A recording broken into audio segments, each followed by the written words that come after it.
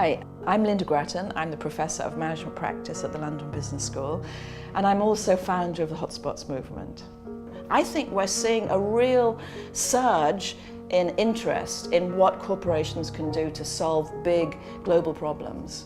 Whilst we used to think about a company just about what happens inside, actually consumers, employees, leaders are increasingly thinking about what happens outside a company. And of course that's about what happens in our supply chain, but it's also about what happens in our communities and what happens in the outer world. I mean, for example, does an organization have anything to say about climate change? Does it have anything to say about youth unemployment? And when I began to really look at those questions, what I began to see that right across the world, there were leaders who were saying, yes, I have something to say about this. And that's about how you build resilience inside the company, but also how you balance that with actually making the world a more resilient place.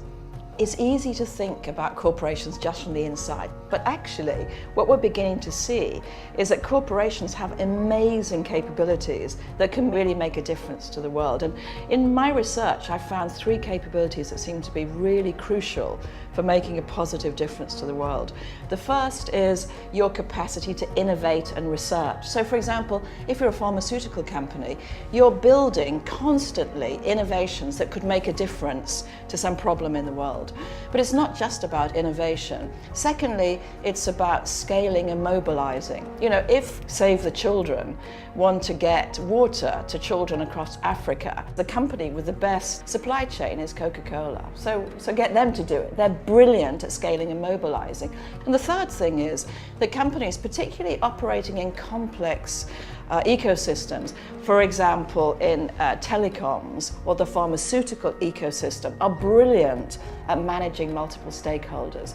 And that means that when you have a really complex problem, a multiple stakeholder of different companies from different sectors can be incredibly powerful. It's easy to say, well, companies are doing all of this now, but what happens when times get tough? And of course, that's a question that we've asked ourselves at London Business School in particular, where I'm a professor. And some of my colleagues have done the most incredible research that looks at the relationship between a company's return on capital employed and profitability and their level of social engagement. One way would be to say, well, it costs to do all that stuff. So companies who do a lot of social engagement are less profitable. Actually, the reverse is true. And in fact, companies that are good at citizenship tend to do better.